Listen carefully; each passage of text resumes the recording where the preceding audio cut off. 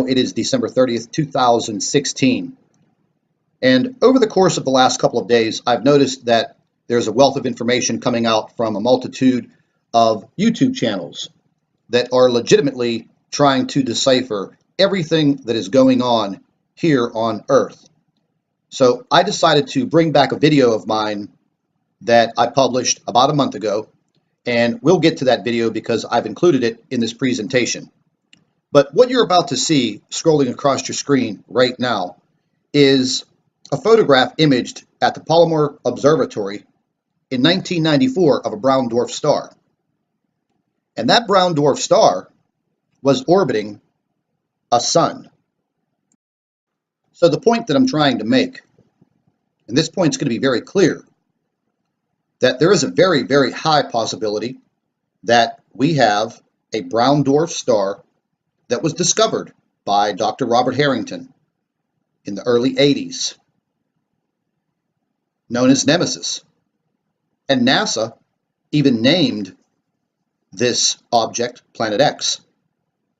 So there are a lot of photographs that I have not published in any of my YouTube videos. And the photograph that you just viewed, NASA went back with the Hubble Space Telescope and imaged that same brown dwarf star orbiting a sun a year later in November of 1995. And since then, they have discovered approximately 2,000 brown dwarf stars orbiting suns out in the universe, the galaxy, whatever you want to call it. So I decided to take a look at a lot of the photographs that I had come in from subscribers that had sophisticated telescopes and amateur astronomer backgrounds. Now, the photographs that you're about to see, I've never released into any video.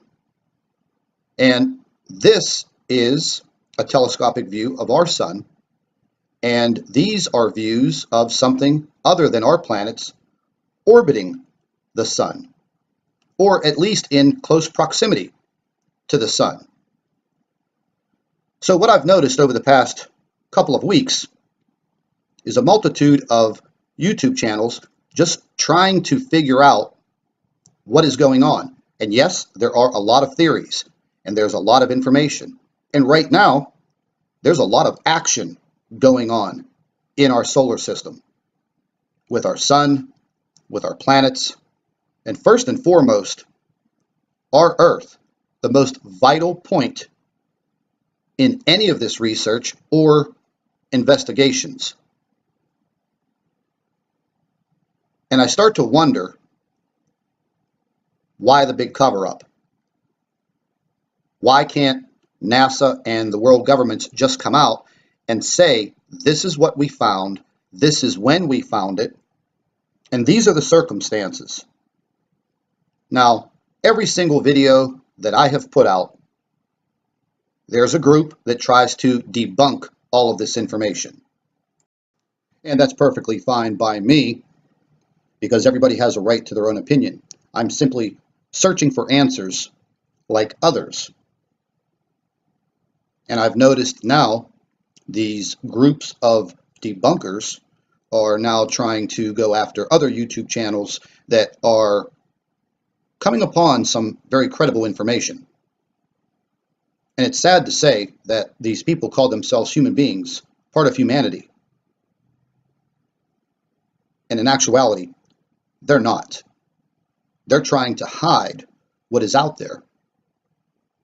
And the bottom line is, there's something out there. The world governments know about it. Maybe not all of them, but the key players know what is out there, and they know the inevitable.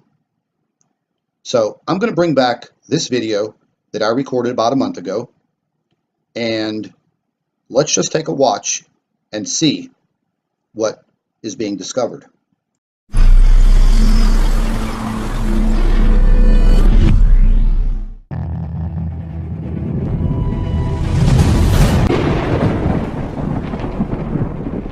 Hello everybody, welcome back to the Nibiru channel.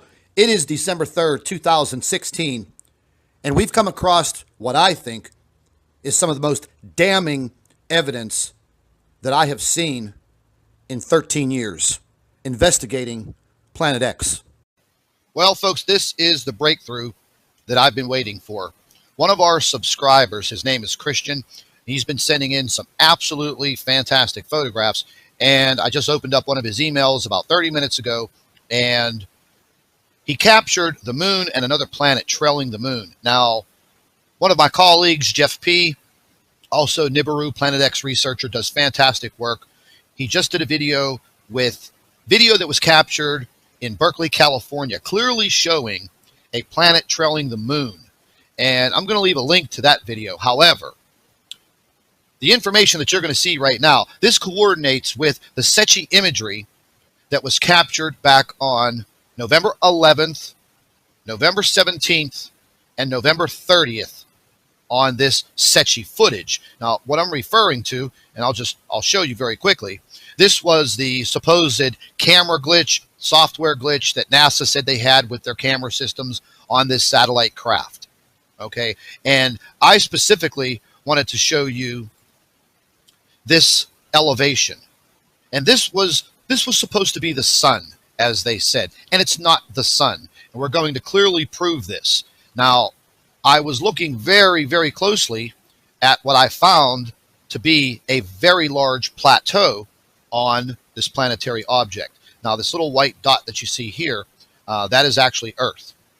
But what I'm about to show you right now is this planet. This is not the sun, and this is the elevation that I was referring to.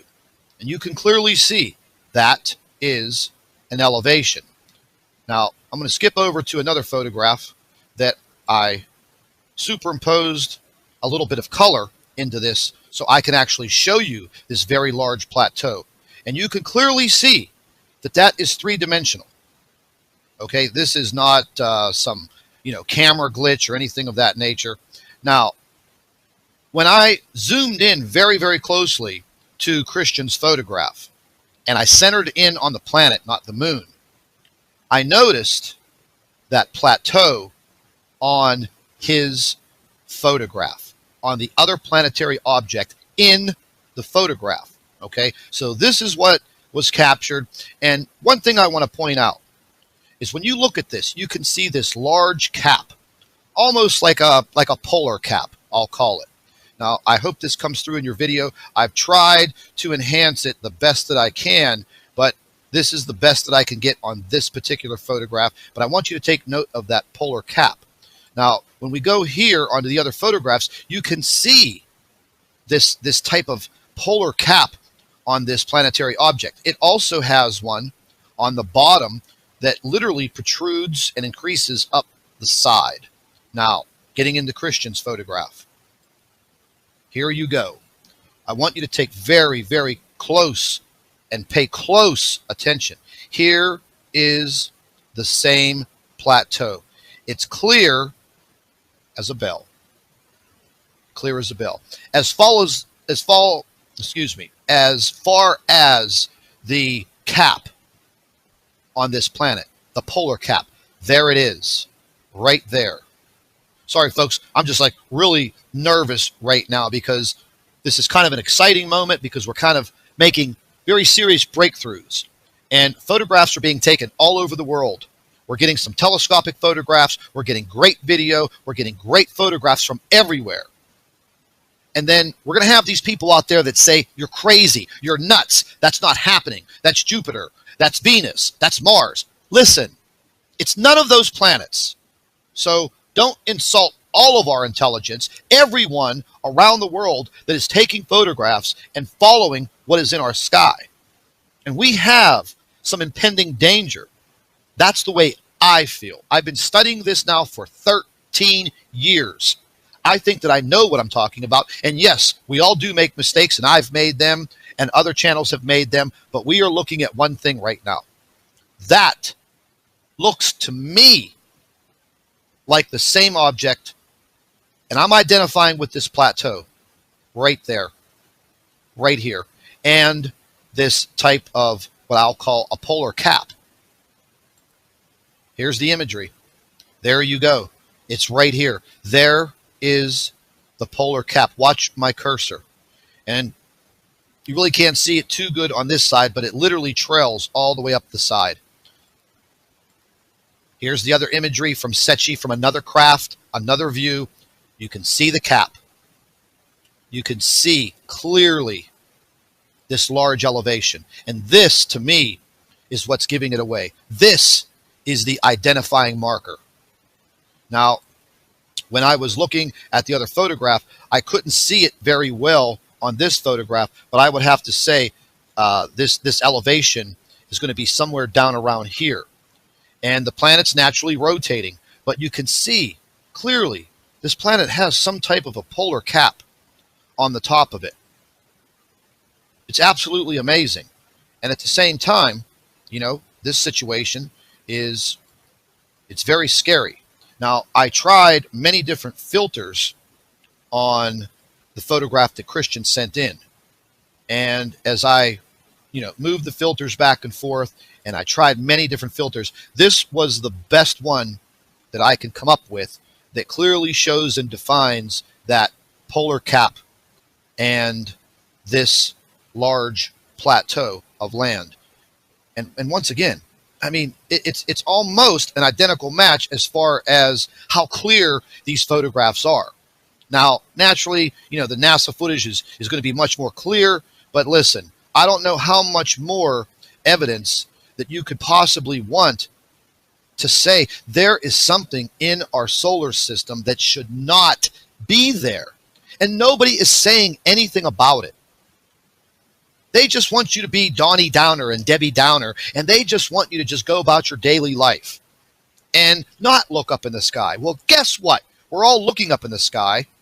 Now there's probably millions of us looking up in the sky, and we are taking photographs, and we are catching the mistakes that NASA is making, and they think, oh, okay, well, we'll just tell them that it's a camera glitch. Well, guess what? The camera glitch that Secchi had on November 17th and November 30th. So now you're going to tell me that this gentleman that subscribes to our Nibiru channel, his camera just had a glitch, and by chance, it just had some of the same identifying markers that the Secchi footage had. Come on now. We're not that stupid. I believe all of us are very intelligent, and we are collecting the information from all over the world.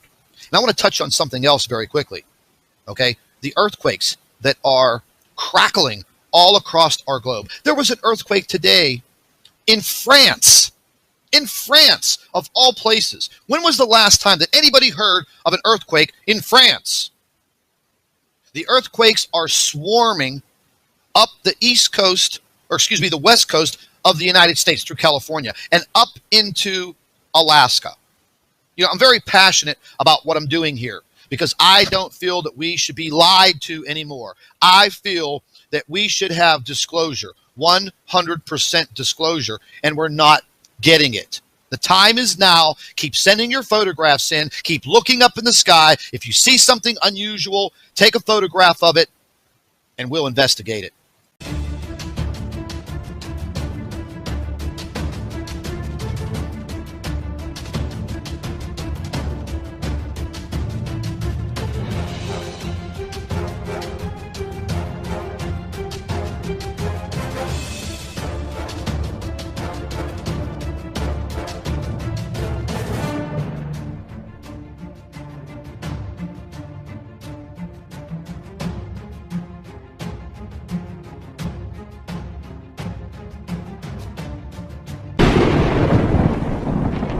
I'd like to thank all of our Nibiru watchers. You guys do a fantastic job. We'd also like to thank you for your loyal subscribership. You can continue to email your photographs and your video to NibiruPlanetX2016@gmail.com. And don't forget to share our videos with your friends and family members on Facebook. And subscribe to the Nibiru channel for all of our current updates. And like I always say, keep an eye in the sky.